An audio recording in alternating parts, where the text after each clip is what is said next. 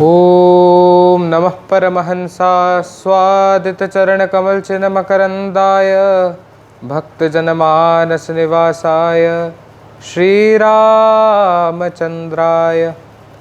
ध्येयं सदा परिभवग्नमभिष्टदोहं तीर्थास्पदं शिवविरञ्चिनुतं शरण्यं वृत्यार्तिहं प्रणतपालभवाब्धिपोतं वन्दे महापुरुषते चरणारविन्दं वर्णानामर्थसङ्घानां रसानां छन्दसामपि मङ्गलानां च कर्तारौ वन्दे वाणीविनायकौ। बोलिए श्री सीताराम जी महाराज की, श्री चिंताहरण काले हनुमान जी महाराज की।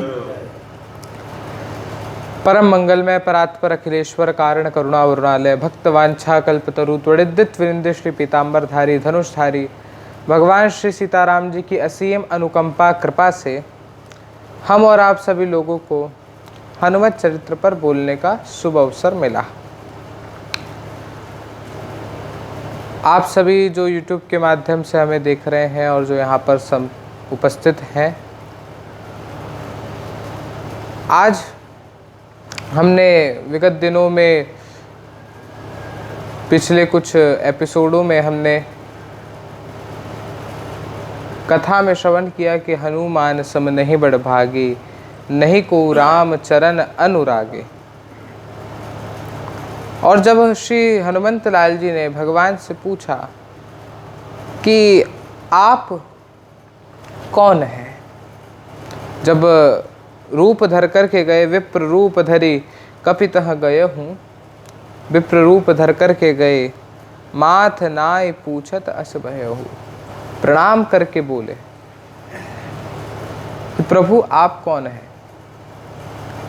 जग कारण तारन भवभंजन धरनी भार, की तुम अखिल भुवन पति लीन मनुज अवतार। आप कौन है? आप इस जग के पालन करता हैं, आप इस जग के कारण हैं, आप इस जग के इस संहार करता है। आप कौन है? आप ब्रह्मा विष्णु महेश में से कोई एक हैं? आपसे जगत है, आप जगदाधिपति हैं, दुख को मिटाने वाले आनंद परमानंद के धाम हैं। आप कौन है? हमें बतलाइए। तो भगवान मुस्कुराकर कहने लगे। अब भगवान बोल रहे हैं कि हे प्रभु ब्राह्मण देव, आप हमसे पूछ रहे हैं कि हम कौन हैं। आप हमें जगदाधिपति कह रहे हैं, आप कह रहे हैं कि आपसे संसार है। भगवान अपने आप को छुपा रहे हैं यहाँ पे। जैसे भक्त अपने भक्ति को कभी प्रकट नहीं करता, हमारे संतों में, विद्वानों में, ब्राह्मणों में कोई कभी माला नहीं बताता। अगर बता भी देता है तो उसको मना कर दिया जाता है गुरुजनों द्वारा। कभी भी ये नहीं बताना चाहिए कि मैं इतनी माला जपता हूँ या इतनी माला जपती हूँ, ऐसा कुछ नहीं बताना चाहिए, गुप्त रखना चाहिए हमेशा। अगर ऐसा कुछ हो भी तो 2-4 ज़्यादा या 2-4 कम बताना चाहिए, फिक्स नहीं बताना चाहिए कि आप 11 जपते हो कि 60 जपते हो कि 120 जपते हो, ये नहीं बताना चाहिए। क्योंकि भक्ति प्रकट करने की वस्तु नहीं है, भक्ति अप्रकट करने की वस्तु है, उसको अप्रकट रखने की वस्तु है, छुपा कर रखने की। प्रकट जैसे हम धन हर किसी के सामने नहीं गिनते, है ना, सोचते ना नज़र लग जाएगी, ऐसे ही भक्ति को अगर हम हर किसी के सामने प्रस्तुत करेंगे तो हमारी भक्ति ढीली हो जाएगी, वजन नहीं रहेगा। वजन रखने के लिए उसको गुप्त रखो। इसलिए गुफाओं में भजन क्यों करते हैं महात्मा लोग, इसलिए गुप्त जगहों पे क्यों रहते हैं, हिमालयों में क्यों जाते हैं, इसी वजह से कि कोई उनकी भक्ति देखे ना। फर्क कितना है आज की और पहले की भक्ति में। लोग कहते हैं ना कि हमें परमात्मा मिलते क्यों नहीं है, आनंद क्यों नहीं मिल पाता है, हमें परमानंद की अनुभूति क्यों नहीं होती है? क्योंकि भक्ति, पहले की भक्ति को छुपाया जाता था और आज की भक्ति को छपाया जाता है। फर्क इतना है। तो जब छपाना बंद कर दोगे ना, किसी को बताना बंद कर दोगे, तो भक्ति में वजन हो जाएगा, भक्ति पावरफुल हो जाएगी आपकी। इसलिए दिखाना बंद करो। हनुमान जी ने बताया नहीं, जानते थे राम जी हैं सामने, इसलिए तो इतना सब कह दिया और आकर के माथ नवाया। और राम जी मन ही मन कह रहे हैं। जब हनुमान जी से पूछा, हनुमान जी ने पूछा प्रभु आप कौन हैं, तो मन ही मन राम जी कह रहे हैं वाह आप हमको नहीं पहचाने, आप बताइए आप कौन हैं। मन ही मन वार्ता हो रही है, बोला नहीं जा रहा है। अब मन ही मन कैसे हो रही है? जब किसी से प्रेम लड़ जाता है या किसी से बहुत गहरा संबंध होता है ना, तो हम उसकी मनों की बात जानने लग जाते हैं। आपने कई बार देखा होगा, चाहे माता अपने बेटे की बात जान जाए या पति अपने पत्नी की बात जान जाए, ऐसा मन में होता है क्योंकि आप दोनों के मन आपस में मिलते हैं। ऐसे ही भक्त भगवान की बात जान जाता है और भगवान भक्त की बात जान जाते हैं, क्योंकि इनके बीच में भक्ति है। भगवान भी भक्त की भक्ति करते हैं और भक्त भी भगवान की भक्ति करता है, क्योंकि भक्ति एक रिलेशनशिप का नाम है। मैंने पहले की वीडियो में आपको सुनाया है कि भक्ति एक रिलेशन है, जो एक भगवान और जो कर रहा है उस भक्त के बीच में होता है। जीव और भगवान के बीच का एक संबंध है, उसका नाम, तो वही संबंध हनुमान जी और भगवान के बीच है। तो दोनों मन की बात जान गए। हनुमान जी ने कहा मैं ब्राह्मण हूँ, दोनों छुपा रहे हैं। राम जी ने कहा मैं भगवान नहीं हूँ, मैं भी क्षत्रिय हूँ। तो हनुमान जी बोले वाह, अगर आप क्षत्रिय हैं तो ठीक है, आपको प्रणाम करना चाहिए था हमें।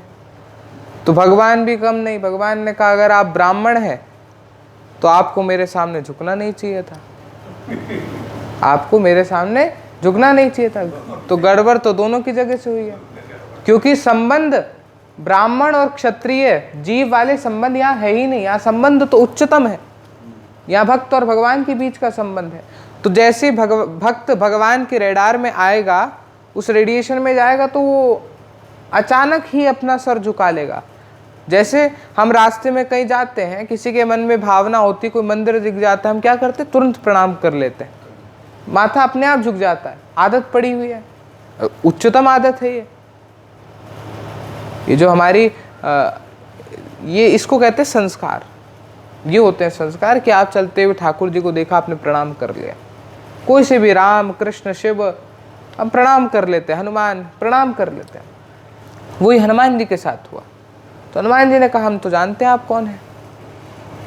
तो भगवान ने कहा अब इस भक्त को देखना भी तो पड़ेगा, कितना पक्का भक्त है। भगवान ने कहा अरे तुम कहते हो मैं जग का आधार हूं, नहीं, जग का आधार होता तो मैं जन्म थोड़ी ना लेता। मैं तो कौशल्यानंदन हूं, दशरथ का पुत्र हूं, तो मेरा जन्म कैसे होता। कौशलेश दशरथ के जाए, कौशलेश दशरथ के जाए, हम पितु बचन मानी बन आए, हम पितु बचन मानी बन आए, कौशलेश दशरथ के जाए। अब आप कह रहे हैं कि हम जग कारण तारन भव भंजन, तो ये सब तो गलत बात है। अगर मैं जग का कारण होता, अगर मेरे से जगत होता, तो मैं दशरथ से न होता, तो मैं जग कारण नहीं हूं। हनुमान जी ने सुना, अच्छा,